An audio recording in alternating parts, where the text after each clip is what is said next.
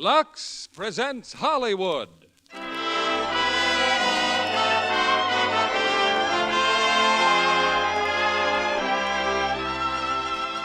Lever Brothers Company, the makers of Lux Toilet Soap, bring you the Lux Radio Theater, starring Maureen O'Hara and John Hodiak in The Foxes of Harrow.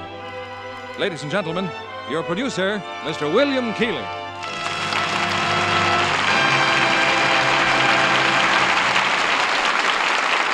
Greetings from Hollywood, ladies and gentlemen. Just a few days ago, Maureen O'Hara was in London. But her answer to our invitation to co-star with John Hodiak in The Foxes of Harrow was prompt and practical. She flew across the Atlantic to New York, stepped from one plane to another, and across the United States to Hollywood. The 20th Century Fox screen hit, which brings these two stars to our stage, is a drama of high adventure. And Old New Orleans is the setting where the notorious Stephen Fox gambles for his greatest stake, the most beautiful girl of her day. New Orleans women were famous then for their loveliness, an era when a product like Lux Toilet Soap would have been a fantastic luxury. Now this gay city of the Mardi Gras is more fascinating than ever, and the women are even lovelier, because this is the day of beautiful Lux complexions. The curtain rises on The Foxes of Harrow, starring John Hodiak as Stephen Fox and Maureen O'Hara as Oteley.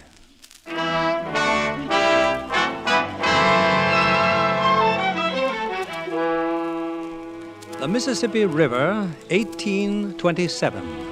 A passenger boat bound for New Orleans has stopped in midstream, and a gangplank dropped to an adjoining sandbar.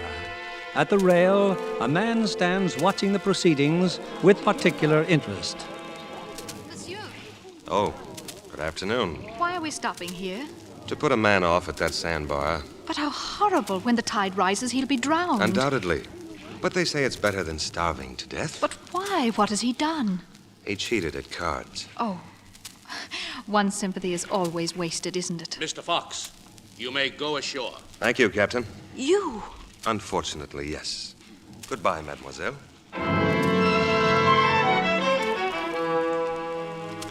Some 6 hours later, in the black of night, Mr. Stephen Fox, cheater at cards, has visitors on the sandbar. Will you look what's on the sandbar? A fancy gent, is it? With water up to his middle. Hold up your lantern and get me off of here. Wait a minute. What a stench. A pig boat, a boat full of pigs. There's always room for one more, me fine water lily. A pig boat. And a captain with a face that'd drive half the devils out of Hades. Likely you don't know who you're speaking to, mister. I'm Mike Harrow himself, champion scourger of the whole river. Well, as one scrounger to another, will you take me aboard? First, I got to know what you're doing on a sandbar in the middle of the river. Oh, yes. Well, I was thrown by a horse. Thrown by a... Come aboard, lad. Shove off, East Falcon, shove off.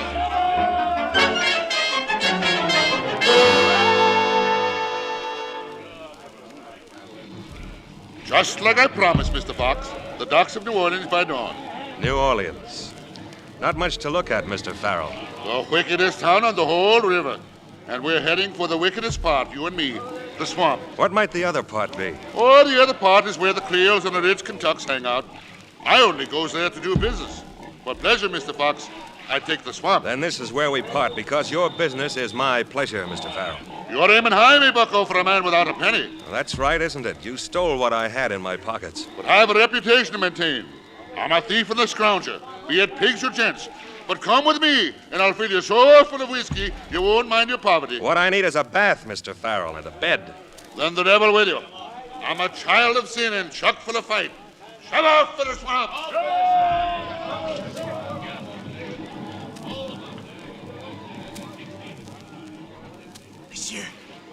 Monsieur. Yes? Where are you? Here, monsieur. Behind the barrels. Are your friends gone? They're gone. Thank heaven. But obviously, monsieur, you are a gentleman. Oh, obviously. What happened to your trousers? Your humor is in very poor taste. I was set upon and robbed, even my trousers. And such a chilly morning. You're going to abandon me without trousers? Not necessarily. You want a pair of pants, I want a bath and a bed. Oh, you can have the whole house, the plantation. Keep quiet. Down the alley there, see? And he's alone. But he's too big. His trousers will never fit me. You can hardly expect coincidence to come along in the right size. Now, quietly, my friend. I'll have your trousers in 2 minutes. A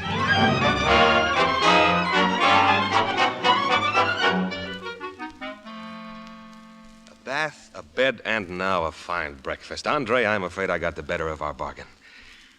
Surely you don't live alone in this palace. Oh, no. Oh, my father, poor man. He wants me to work, but I won't, and that displeases him. What do you do? Well, usually I sleep all day and prowl all night. Ladies, gambling. The best place for gambling is Maspero's. I shall take you there tonight. And the best pawnbroker? Pawnbroker? I need money, but this pearl will bring me all I require. Oh, such a pearl, monsieur. Yes. But those men on the flatboat, if they took your money... I had it hidden between my toes. But where did you acquire such a pearl? It was my mother's in Ireland.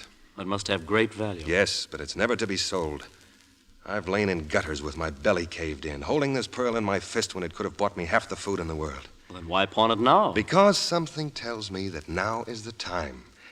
And tonight at Maspero's. Oh, but I cannot. I forgot. Tonight's the charity ball. I won't be able to take you after all. Charity ball? In costume. At the Arsenault plantation. The 2 daughters are giving it. 2 of the finest flowers in Louisiana. Pretty? Exquisite, monsieur. The younger one is Aurora. Very sweet and very gentle. And the other? Odelay. Proud and beautiful. Andre, I think I'll go with you to the ball. Oh, it's impossible. A very private affair. One must have an invitation. In that case, I'll have to meet you there. But I just told you... In costume, you said. First the pawnbroker, Andre, and then to a tailor.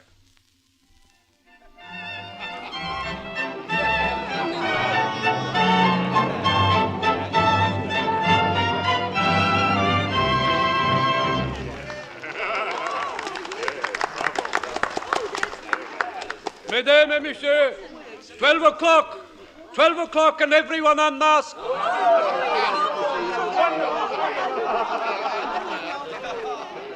I've been very curious, monsieur.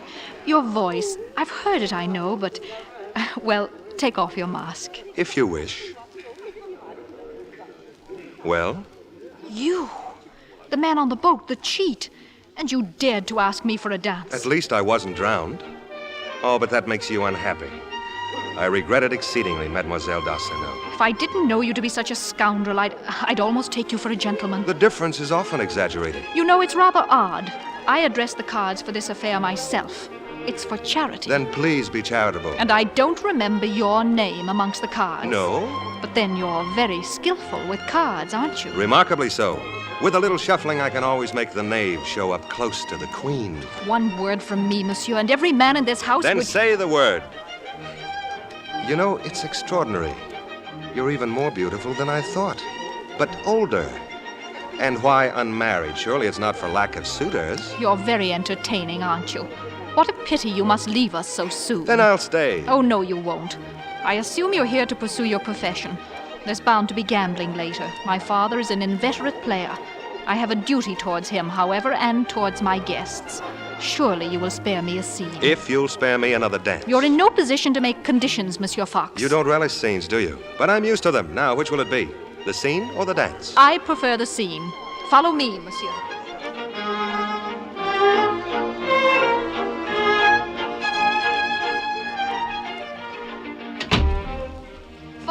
Father, this man... She wants to tell you, monsieur, that I'm an interloper here. So? But it's true, I am.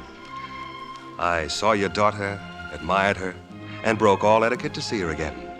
And permit me to add, monsieur, in all sincerity, that only a superb man and a superb father could have produced such a superb daughter. Ah, monsieur, quelle fille exquise. Digne de son père. Merci, monsieur. Vous êtes parisien? I've lived in Paris, yes. Ah, la ville de ma jeunesse, comme je l'adore. Then we have something in common besides your daughter, la Parisienne. Quel charme, quelle grâce. The women, the lights, the bois, the women. Vous m'affectez, monsieur. And you make me very proud, monsieur. Father, you're not going to let this man twist you around My dear child, it is a crime that he admires you, or that he admires me for having produced you. Come, he's young, impetuous. Mademoiselle, please. You were young once yourself. You. Who are you, monsieur? Stephen Fox, sir. I'm a gambler. Good night. A gambler. I'll see you again. Perhaps at Maspero's? Excellent, or better yet, the auction house. Auction house? Ah, you are a stranger here. At the auction house, monsieur. We trade in everything. Stocks and bonds, slaves and cattle, and the best food in the world. And between the bidding, one relaxes at the gaming tables. Of all the sights in New Orleans, you will find the auction house the most fabulous. Then tomorrow, monsieur, at the auction house.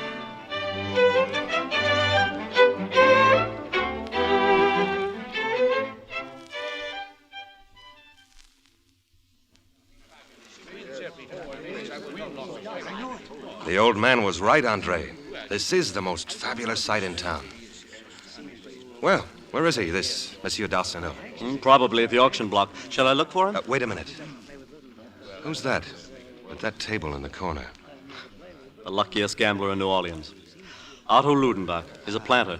You know him? Yes, to my great sorrow. He's won thousands from me. Oh, look. Apparently he's cleaned another victim. What happened, Sanage? What do you think happened? You've played with him. These Creoles, how they hate to lose their money. A planter, you say? Thousands of acres of our richest riverlands. Some will tell you he acquired them by starving his family as well as his slaves. Well, I'll have my pearl back from the pawnbroker sooner than I thought. Be careful, Stephen. The man's a scoundrel and a cheat. That's the trouble with you fine Creoles. Even with cards, you have no industry. May I take a hand? Sit down, but I better warn you, today I cannot be beaten. Somehow I feel the same way. A stranger, huh? Kentucky? No, not Kentucky. To me, all Americans are from Kentucky, and all bad. What do you want to play, 21? 21 is fine. Deal the cards, sir. Deal the cards.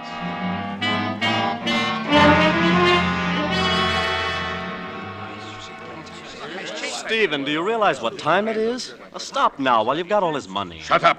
We play. We don't quit yet. Your cards, Ludenbach? 14. Too bad, Mr. Ludenbach. I have 20. Want to stop? You can't quit now. Waiter, a new deck, new cards. You're either a mind reader or a thief. Which I have not yet decided. When you do, I shall have to decide whether to let you live or to kill you. I have no more cash. Here are bonds. We play for the bonds. The cards! Where are the cards?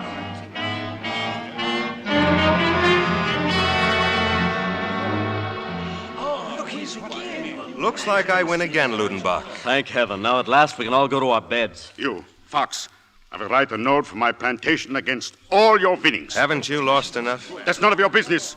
I'll say when to quit. Go home, Ludenbach. If you still want to play, I'll meet you here tomorrow night. One more round. One single hand, and then I'm done with you. Win or lose. Just as you wish. Waiter, a pen and paper for the gentleman.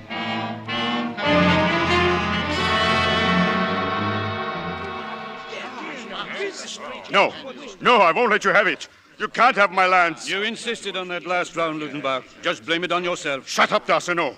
You're all against me. Always you have been against me, the lot of you. You gambled and lost. You lazy, wine-drinking Creoles. Jealous of me, my lands and my slaves.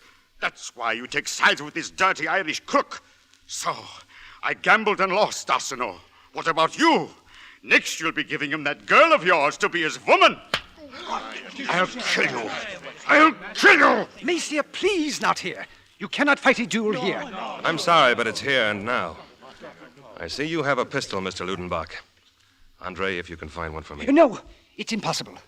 Most unorthodox. It's irregular in every way, unbefitting the conduct of gentlemen. But we're not gentlemen, just two gamblers shooting it out. Here. Here's a pistol, Stephen. The procedure, Andre, what's customary? You will each take 5 paces and stop. Wait for my count. Turn when I say 1, aim when I say 2, fire when I say 3. Are you ready? I am ready. Bien. Walk 5 paces, messieurs.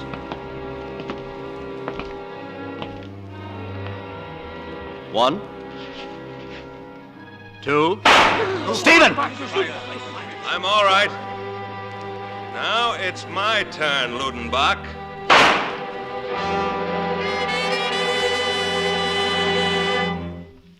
Then he deliberately aimed, I understand. Deliberately aimed and killed Mr. Ludenbach. But Odelay, Andre said the German fired before the Count. Before Andre had counted 3. Well, how dared he fight over me? Who gave him permission to link his name publicly with mine? I thought I explained what happened, my dear. Oh, what's the matter with everyone? Allowing a stranger to come here and put us all into such turmoil. And you, Father. You of all people. The next thing you know, you'll be inviting him here to the house. But I already have. Several times. He won't come. You couldn't possibly... Oh, Father's getting old. His mind must be failing him. Oh, if only I could think, if only I... Why, yes. Yes, of course. Odalie, what are you going to do? You'll find out. And so will Mr. Stephen Fox. I'll show that gentleman exactly what I think of his impudence.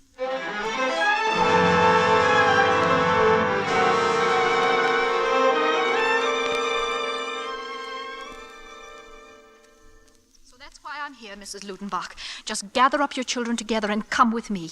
You'll stay at our home tonight, and tomorrow our lawyers will advise you what can be done about those ridiculous claims made by Monsieur Fox. I'm sure we can force him to return not only the plantation, Fräulein, but... you have it wrong. He is my friend, Herr Fox, my good friend. What? He shoot Otto, yeah, but sooner or later it must happen. Otto was not a good man, Fräulein. He beat me, even the children. And always he fights with everybody. So I cannot be sorry. But you must get help. Herr Fox gives me money, Fräulein. And he says he pays me for the plantation as soon as he can. Oh, I see. Then good day, Mrs. Ludenbach. Good day, Fräulein.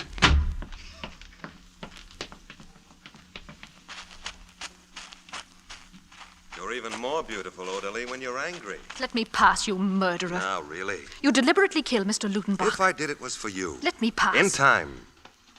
I want to ask a question. If you were a gentleman, Everyone seems so worried about that. But if I were you, Who was that in that coach? Oh, the Cloutiers. The whole family, and they saw me with you. Poor Odalie. This is the second time I've compromised you. Once more, and your father will probably force me to marry you. Marry me? Marry me? Face up to it, Odalie. All your pretty notions are going astray. You've little left to use against me, except that I'm no gentleman. Let go of me. And you're wrong there, too. Because I'm from as fine a flock of sheep as ever grazed in Ireland. But I had the luck to be the odd one. And it carried me out into a good world, full of living. It will carry me wherever I want it to, even to you. And I say you're nothing, and that you belong to nothing. No roots, no destination, except a quick bullet or a hangman's noose. No value to anyone are you, least of all to a woman. You wanted to ask me a question. You've already answered it. May I leave now? Yes, of course. But only for a while, mademoiselle.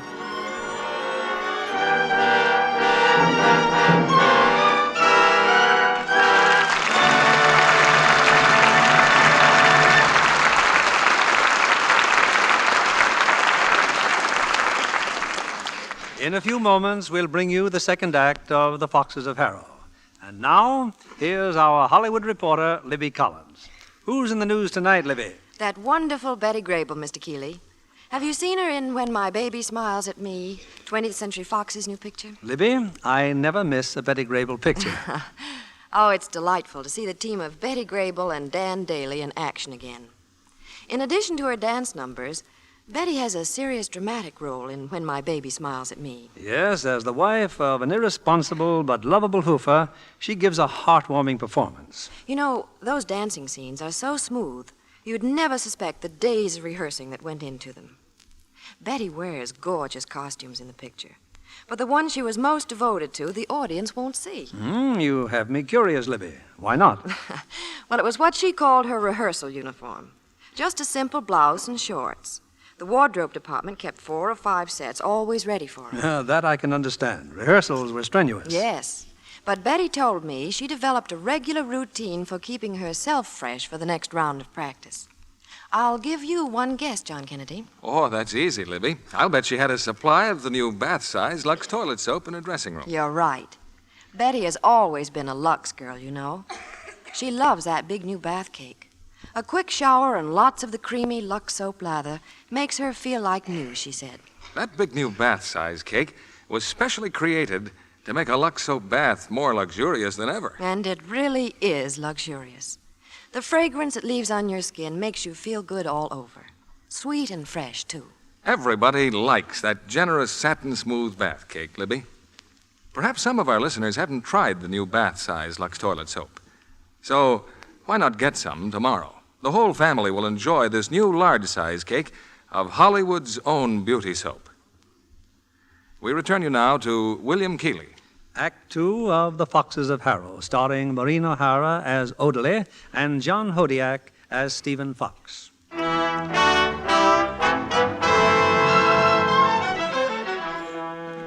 A few weeks have passed, and at his recently acquired plantation, Stephen Fox has a visitor, Andre LeBlanc. Andre! Welcome, Andre. Welcome to Harrow. To what? To Harrow Plantation. It's a name they'll remember around here. Oh, I passed your overseer driving in with another load of slaves.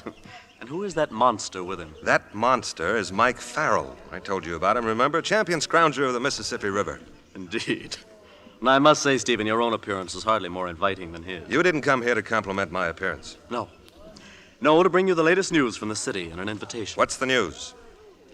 They all say you're mad. Very old news indeed. That you actually work in the fields side by side with your slaves. Nothing more interesting? Yes. Everyone's talking about your cornering all the cotton in New Orleans. How do you do it, my friend? I told you I'm a gambler. You know why Mike Farrell's here? Cook stoves. What? Stoves to cook with. 500 of them from St. Louis. The latest model, very fashionable. Now, if anyone wants a hot supper, he'll have to pay my price. You are mad. Am I? Those stoves got me a loan from the bank, and with the money I'm buying sugar. Now, what's this about an invitation? Oh, yes. The D'Arsenault sisters are leaving tomorrow for Paris. Not to live. No, just to visit. Their father invites us to join them for the last evening in town. How is she, Odalie? Still beautiful and proud, and still unwed. I'm not going, Andre. Not going? But this is your last chance to see her. For a whole year, perhaps. A whole year. Good. It will take me a year to do what I have to do. And at the end of it will be the other way around. Odalie D'Arsenault will come here. She'll see the richest plantation in the country. And a home as great and fine as any on the river. Harrow Plantation, Andre. Built by Stephen Fox for the woman he'll marry.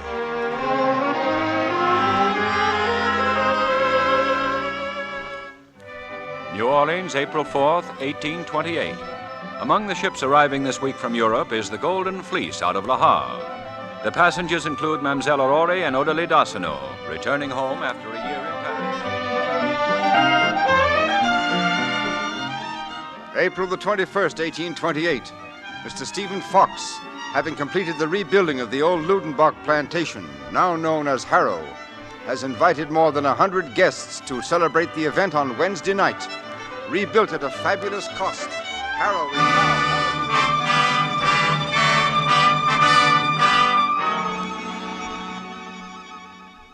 So your decision is final, Odalie? You will not attend his party? Of course I won't. Odalie, listen to me. When you went to Paris a year ago, you were running away. When are you going to stop running? You're afraid of this man. Admit it. Does it matter so much to you, Father, what I think of him? Yes, because I worry about you. You are filled with a hate and a love, and you don't know which is which. How do you know all this, Father? I'm your father, and I know my daughter. And this man, there's a flame in this King Talk, as you call him, a burning desire that'll plague you until you give him yes or no. And there can be no more running away. Do as you please, my darling. Aurore and I are leaving for Harrow in an hour.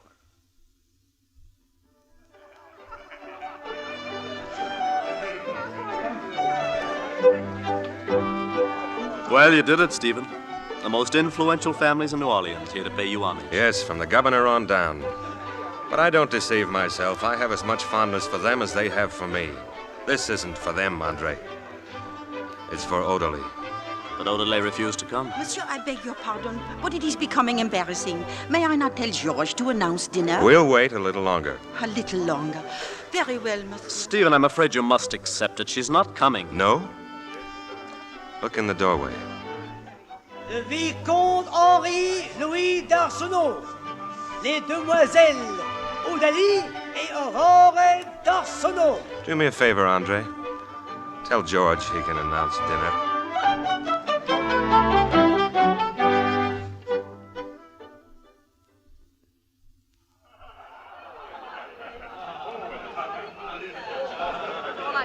about this place I can believe now. Thank you, Monsieur Fox, for showing me around. Odalie, a year ago we stood on almost the same spot. Do you remember what you said to me?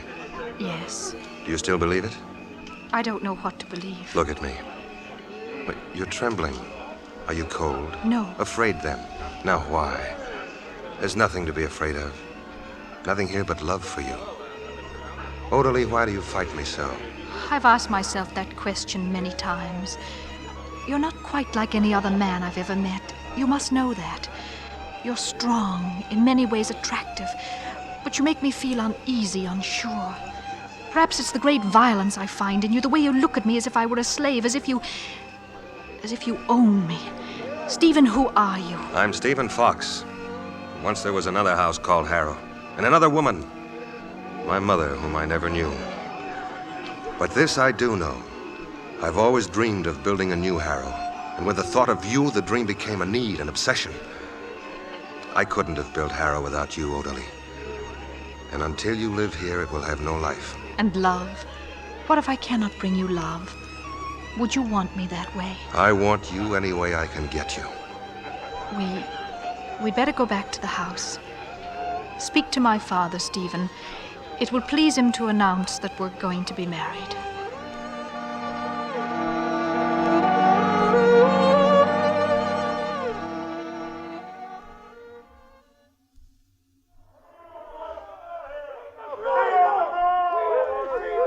Stephen, those men down there, who could they be? I'm not sure, darling. I'll go out on the balcony and get rid of them.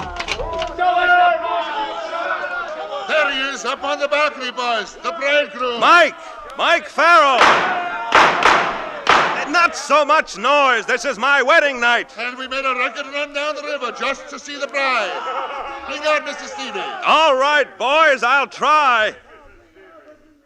Odalie, I'm sorry, darling. They mean well. Just their way of showing their regard. Send them away, Stephen, now. They'll go. Come out on the balcony just for a minute. Exhibit myself in front of that pack of animals? No. Ring for the overseers. Turn them off the place. I can't do that, Odalie. Mike Farrell's my friend. All right, darling. I'll go down and talk to him. They'll leave.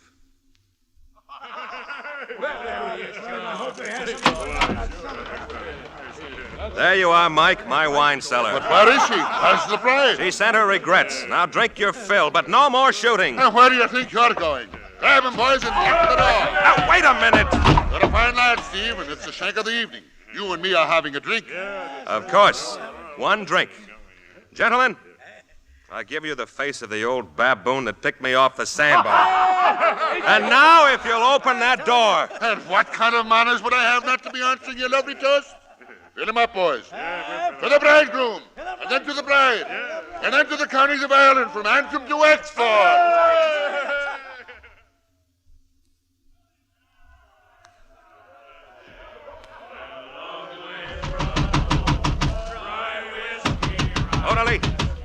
Odalie, are you all right? Yes, I'm all right. Then open the door. Go back to your friend. I know I've been hours, but I couldn't help it, Odalie. They wouldn't let me go. Open the door. Not until you turn that rabble off the place. Open the door or I'll break it down. Do you hear me? I'll break it down.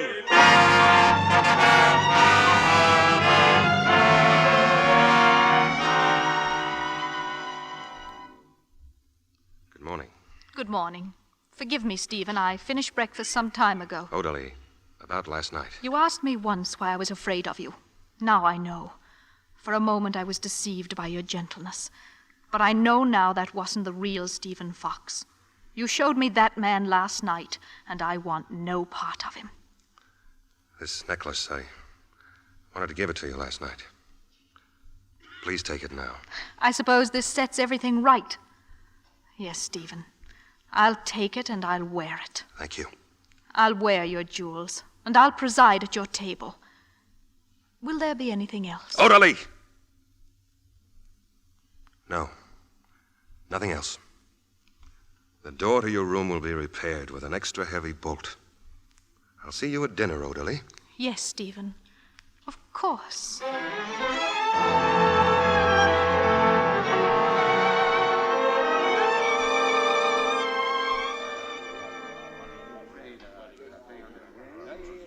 Monsieur d'Arsenault, greetings, father-in-law. Mass Sparrow, bring us some cards. Later, Stephen, later, not now. You refusing to gamble? Stephen, There's no need to pretend with me. You're drinking and gambling every night now for nearly a year. Has Odalie been complaining to you? Odalie said nothing. Stephen, I know my daughter's stubborn, but she's a woman, and that should make a difference. Perhaps we Creoles pamper our women too much, but the reward, when fulfilled, more than compensates us. My reward is slightly overdue. Stephen, don't let this foolish pride stand in the way of your love. You need that love, both of you. Without it, neither of you will ever find happiness. And that's all, Stephen. I've finished my sermon. Thank you. Now, when are you coming to Harrow? You haven't been there in weeks. I was at Harrow tonight. Odalie wasn't in the house. No? I finally found her at the edge of the cane fields.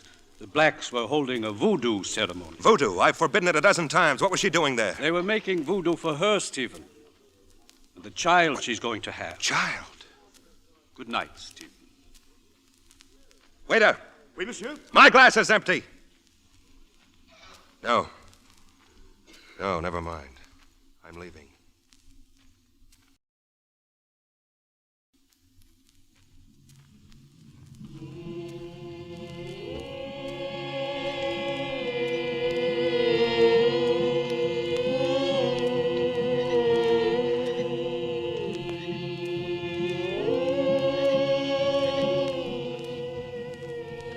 Stop it! Stop this nonsense! Put out those fires! How many times have I told you this witchcraft is forbidden, you fools? What if that cane should catch fire? It's my fault, Stephen. We make voodoo, Master. Powerful voodoo for your man-child to come. Odalie? Yes? What are you doing here in this damp night air? Come, I'll take you home. No, don't touch me. Odalie, come back! Odalie!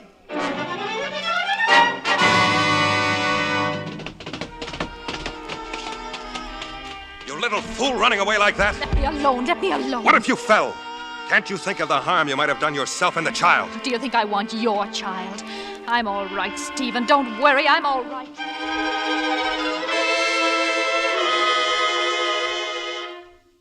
Stephen, thank heaven they found you. A child, Stephen, any minute now. My grandchild. And Odalie? How is it with her? Dr. Tebon says her condition is excellent, but she won't give them any help in there. I should have been here, but Odalie said nothing. I didn't know it would be this soon. Things are no better then between you. We live like two strangers. I haven't seen her in 2 days. The child will bring you together. If not together, at least he will bring peace between us. Master, Doctor wants you now, Master, now.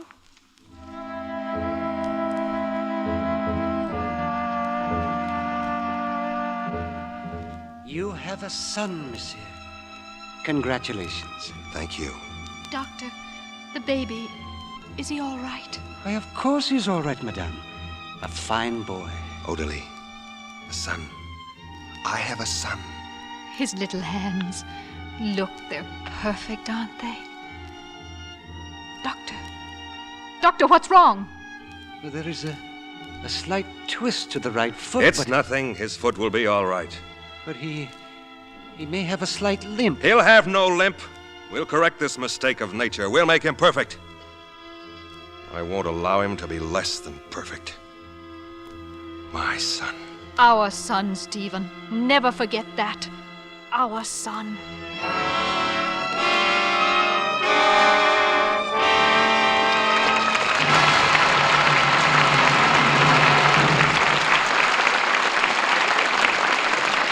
We pause now for station identification. This is CBS, the Columbia Broadcasting System.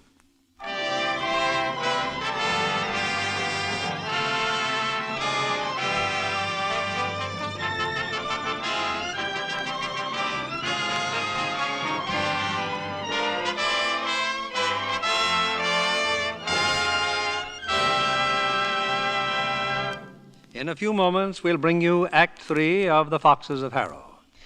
Our guest tonight, Miss Helen Westcott, is a young actress whose career is off to a fine start with a Fox studio contract. What do you think of life in pictures, Helen? Exciting and challenging, Mr. Keeley.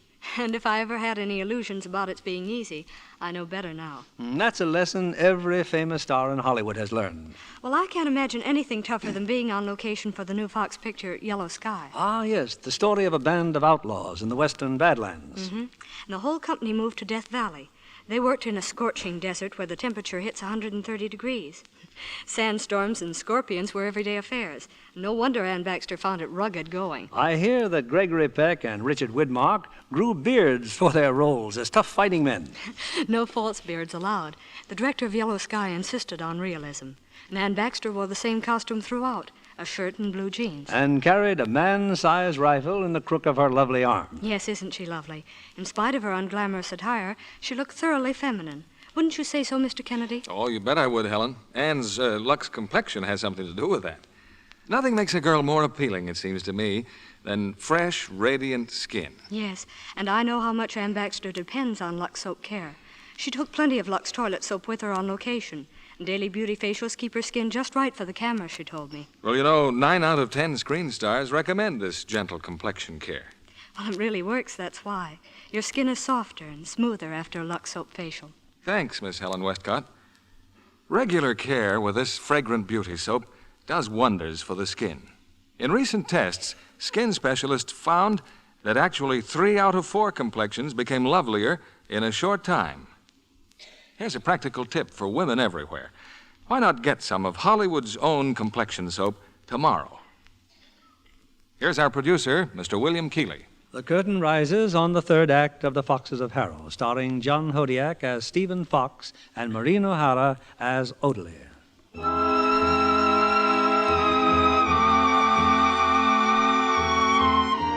They named the boy Etienne, the little boy who'd always walk with a limp, adored by his mother, worshipped by his father. When Etienne was 3 years old... Come, darling, the children are all downstairs for your party. Now, come, I'll carry you. Let him walk. But down the stairs. Let him walk. He must learn to use his foot. Yes, Stephen. See, Papa? See how I walk? Better, Papa. It's better. There's a fine boy. There's a good, strong boy. Oh, careful, darling. Oh, please be careful. And the husband and wife remained strangers to each other, held together only by Etienne. And the years went by. Good night, Etienne. Good night, little man. Good night, Grandfather. Sleep well, son. Odalie, turn out the light, please. Turn it out. Of course. No man's afraid of the dark, is he, Etienne? No, Papa. Oh, Stephen, he's still a baby. A small light, please. Very well. Small light, then. Good night, little man. I heard you bought the Belfont place, Stephen. Oh, yes. I meant to tell you. The Belfont place, but why? Someday it will make a fine wedding present for Etienne. Wedding present? Well, why not? The years go quickly. Steamboats, warehouses, plantations. What an empire you're building, Stephen. Yes, I've been lucky. And he'll have it all, Etienne. A prince coming into a kingdom. By the way, Odalie, I've told Colleen that her little boy is to be Etienne's companion and servant from now on. I'm glad. You should see him, Father. Little Inch, black as ink and good as gold. They'll grow up together. I'll see that little Inch is educated. Etienne must have someone he can trust. Stephen, I appreciate the plans you're making for Etienne's future, His future's my future. I want him to have everything I never had. A home, love, something behind him. The first of a new line, the Foxes of Harrow. His foot's not much better, is it, poor little fellow? It doesn't matter. What if he limps a little? At worst, it means he won't dance. Then he'll watch, and they'll all dance for him. Yes, Stephen, of course. If you'll excuse me, I'm going into town.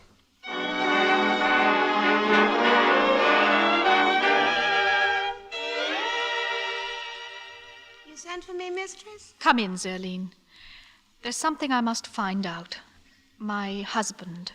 Where does he go night after night? What does he do in town? Miss Perro's mistress? The auction house, perhaps? No. My father said he hasn't seen him there in 2 weeks. Then I do not know, mistress. I know nothing. But you do know. All of you know everything that concerns the master and me. Please, it's better you not know. Tell me. No.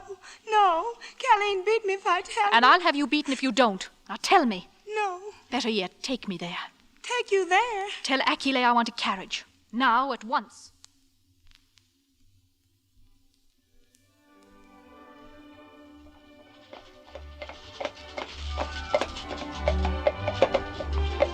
There, mistress, across the courtyard. That place. What place is it? Cafe, with much music and dancing and good times. I knew you were lying. He'd never go to a place like that. Here, give me the reins. Mistress, look. That barouche turning the corner. You still think I lie? Who's that with him? What's her name? Desiree. Where does she live? Answer me, where does she live? Down by the ramparts. Number 15. Mistress, no go there, no. No. I won't go there. What mistress do now, huh? There's nothing I can do. Nothing.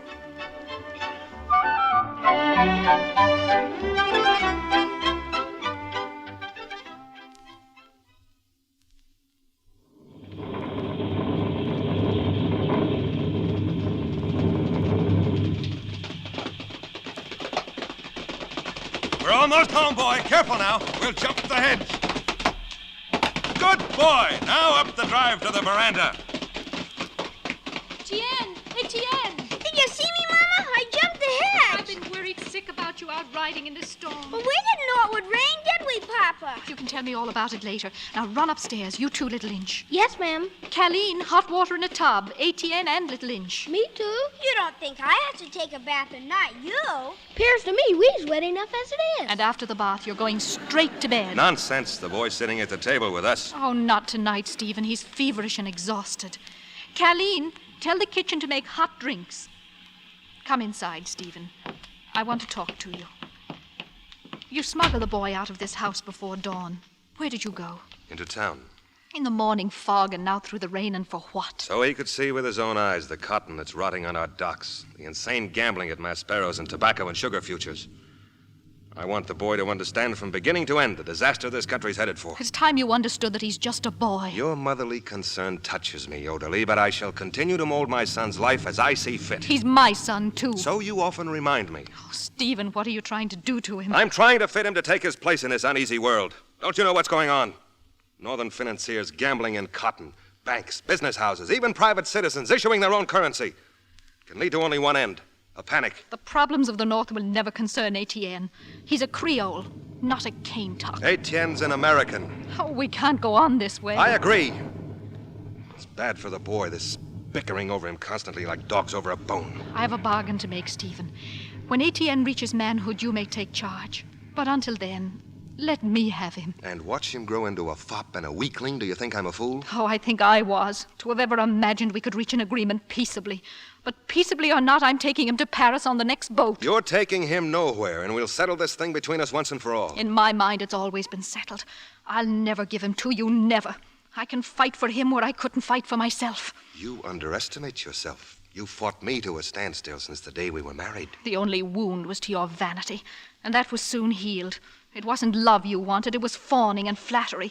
And when you couldn't get it here, you got it the only place you could, in town on Rampart Street. Then you know. Yes, I know. And the humiliation that comes with the knowing. Now, that's a new pose for you, Odalie, the poor, betrayed wife. Go on and laugh. You always have at every decency. Poor, betrayed, and jealous, too. Jealous? Of that creature? She's twice the woman you ever were, my dear. Oh, it's all part of a plan, isn't it, Stephen? You'd kill a man to get the land to build a house. You built the house to get a woman. You need a woman to beget a son who was to be your perfect revenge upon all the world. But something went wrong, didn't it, Stephen? Your son wasn't perfect, isn't that so? But that didn't stop you. You never cared nor considered that he's only a child, helpless and crippled. I've forbidden that word in this house. I'd like you to forbid even the truth. If you ever use that word again. No, Papa, Mama, no! Tien!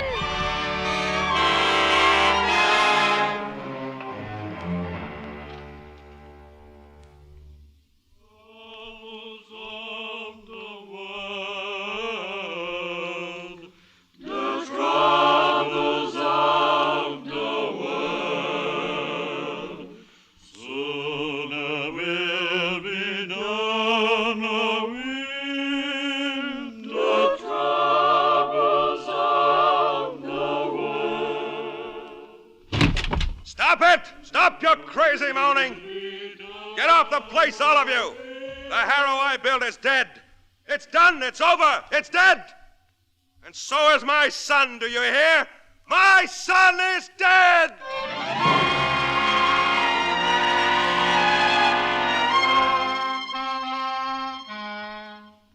New Orleans, October 6, 1836. Advices from New York report the disastrous failure of the great banking house of Joseph & Company. 18 business houses have failed in the last 24 hours, a total to date of 190. Our own city has suffered no less in this great financial panic. Failure and collapse of personal and business fortunes are announced almost hourly at the auction house, where the leading planners and shippers of New Orleans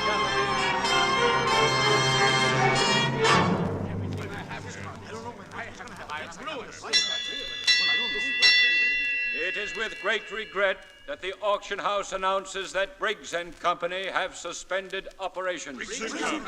All legal and Briggs just & Company, claims must be monsieur. filed What with the next? Like a nightmare, Andre. Yet Stephen foresaw it all months ago. How are his affairs? Who knows? Since the little boy died, we all of us... Monsieur, look. He's coming now. Stephen. With a woman. But no women ever are seen here, let alone a woman of He shows that... his scorn of us, Andre. Just leave him alone. Monsieur, it is impossible. We cannot serve you here. I said I wanted a table, Henri. And then we'll take luncheon, the lady and I. I cannot. Please, the tables are all occupied. The private room, perhaps. We will sit here, Henri, in the big room. Oui, monsieur. Gentlemen, I may depend upon your chivalry to a lady, I'm sure. Come, monsieur. We will sit at some other place. Take the table, Mr. Fox. Sit down, Desiree. Stephen, please, I beg you, not here. But the gentlemen insist. You must understand, my dear, that Creole gentlemen always pamper their women. The rewards, I'm told, when fulfilled, more than justify their efforts. Gentlemen! Gentlemen! Word has just arrived by courier that the Bank of the United States of Philadelphia has just closed its doors. I've brought you here to witness this human comedy, Desiree. No one's as calm as a Creole gentleman when he's calm. But observe them now, scurrying about, helpless, pathetic, bent on only one thing: how to preserve their decadent hides. The following banks of New Orleans have suspended payments: Carlton, Mechanics and Traders, Bank of New Orleans, State, the Union, everything. Commercial, the Union, the State. Kill yourselves! Yes, why not? That's one way out. Look how they run with the pack. Selling. If one sells, they all sell. This isn't the time to sell, you fools. This is the time to buy. I've been buying all week, and I'm buying now. What have you got to sell? I'll buy it with my gold and at my prices. I'm buying.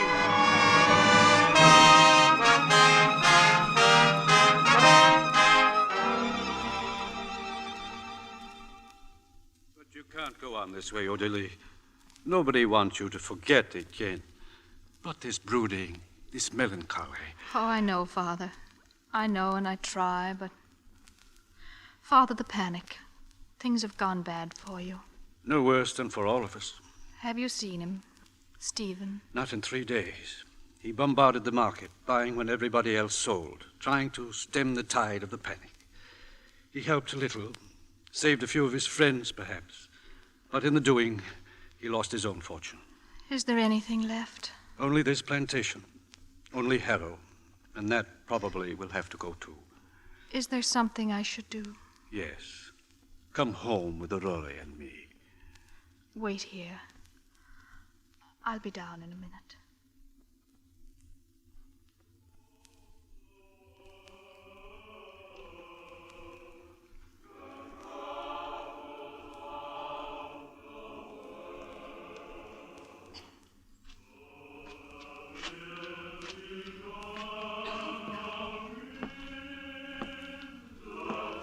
His room. Etienne's room. All that's left of him. A room. An empty room. Who's there? Etienne! Oh, God, let it be Etienne, still afraid of the dark. Oh, it's you, little Inch. I miss him so. Oh, little Inch, I miss him too.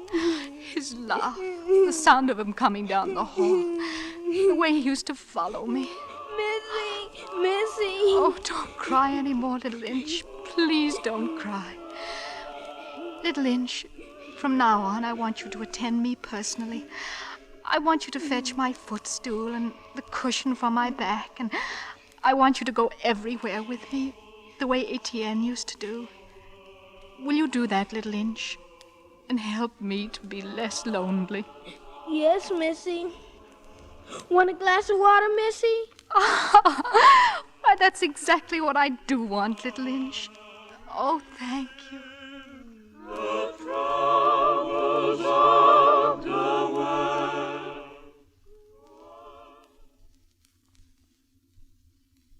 You're not coming, Odalie. You're going to stay here. For a while, Father, I must. Now tell me about Harrow. Can it be saved? I don't know. Currency is worthless. Only gold and real property have any value My now. jewels, will they help? I suppose so, but not enough. Well, then there's only one thing left to do. Strip Harrow. I'll get the overseers and some men. They'll take everything, carpets, paintings, tapestries, silver, everything, and then... And then? I'm going to find Stephen, wherever he is.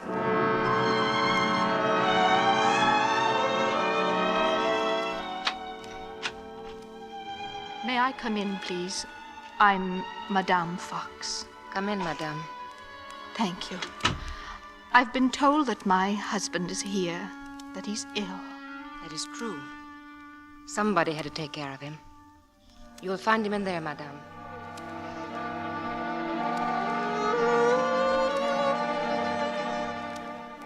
So, you've come here because you want to save Harrow. Well, it's not worth saving. Oh, Stephen, please. I know how you feel about me, but don't throw Harrow away. Why not? I built it for you.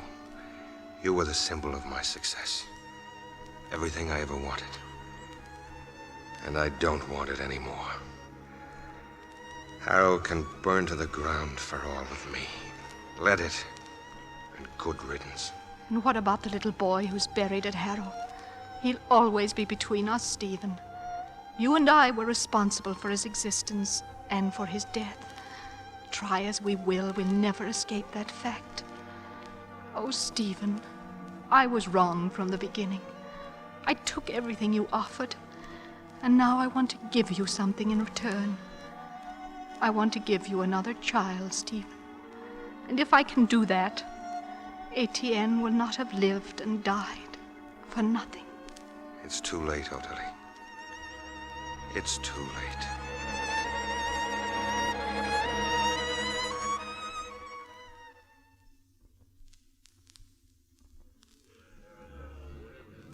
We'd better get back to the house, Missy. Gonna storm for sure.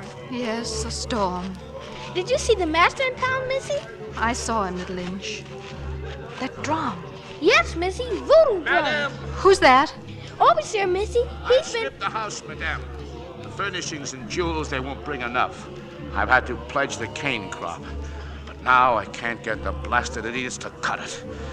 Tell her, Achille, tell her.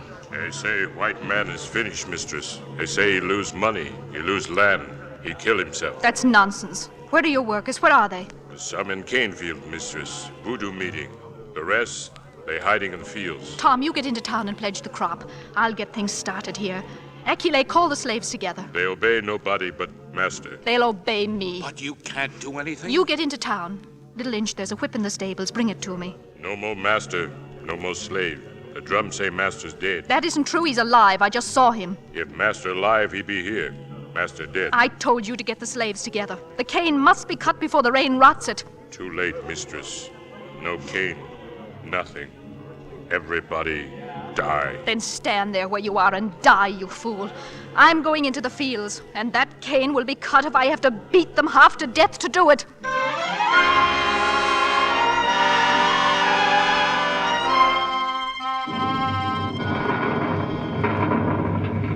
And that was 4 hours ago, Mr. Fox.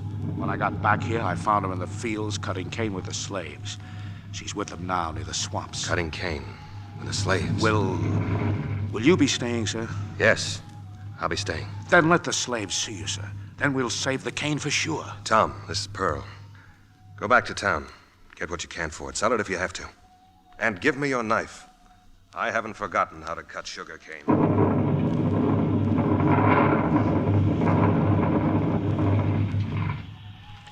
sugar cane's in the wagon, Missy. Old Ray won't get our sugar cane. Look at the wagons, Missy, far as you can see. The master's back, little Inch, isn't he? You don't see him? No, not yet. Where is he? When they load the last wagon, I think I see him walking by the cypress grove, by the burying ground. You and I should come with you, Missy? No, little Inch. I'll go alone.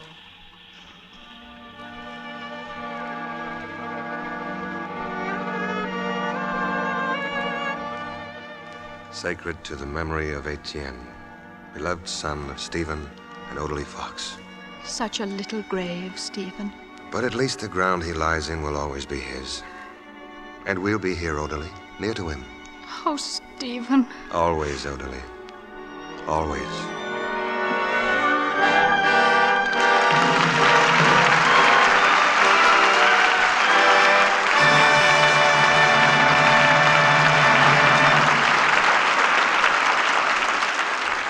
Your applause places the seal of approval on tonight's play and brings Maureen O'Hara and John Hodiak to the footlights for a curtain call. Bill, I think it's rather interesting that one of the famous Fox family is in Hollywood now working in pictures. Another Stephen Fox? No, 20th Century Fox. Oh, John. So I'll cover up for you by asking Maureen how it feels to be in a London fog on Wednesday and rehearsing for the Lux Radio Theater in Hollywood 2 days later. Well, actually, it was rather a leisurely trip, Bill. I left London Wednesday morning by train because the fog was too thick for the planes. And we went by train to Bournemouth, and we flew from there that afternoon and had breakfast in New York Thursday morning. Then I sat around the airport for a couple of hours, took the next plane to Hollywood, and arrived here Thursday night. A leisurely trip, huh? Maureen, how far would you go in 2 days if you really hurried? Well, John, you never can tell. But I wouldn't be in so much of a hurry that I'd forget to pack a few cakes of Lux soap. And with that complexion, it couldn't be otherwise. I've used Lux soap for a long time, Bill. It's my favorite beauty care. What about next week's play, Bill? Next Monday night, we plan to have a play direct from the current screen. The Universal International picture, The Saxon Charm. And we've invited 3 stars to join our cast: Robert Montgomery, John Payne, and Gail Patrick. This is a story of Broadway and of a fabulous play producer whose private life is in itself an exciting drama. I'll be listening, Bill. Good night. Night. Good night, and thank you both.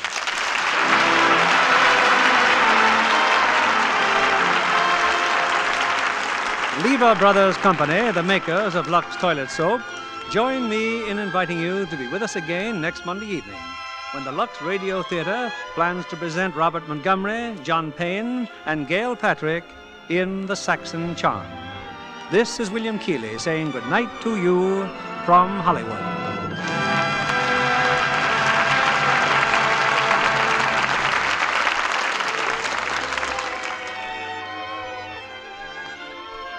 John Hodiak appeared by arrangement with Metro-Goldwyn-Mayer, producers of the Technicolor picture The Three Musketeers, starring Lana Turner and Gene Kelly.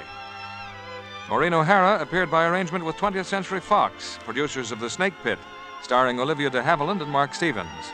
Heard in our cast tonight were Jack Edwards as Andre and Herbert Butterfield as D'Arsenault. Our music was directed by Louis Silvers. And this is your announcer, John Milton Kennedy, reminding you to join us again next Monday night to hear Robert Montgomery, John Payne, and Gail Patrick.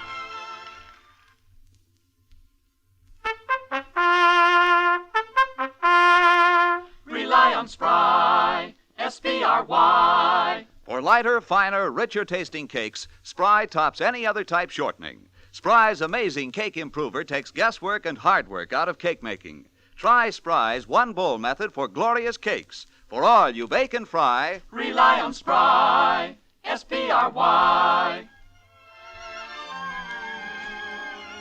Be sure to listen next Monday night to the Lux Radio Theater, starring Robert Montgomery, John Payne, and Gail Patrick. Stay tuned for My Friend Irma, which follows over these same stations. This is CBS, the Columbia Broadcasting System.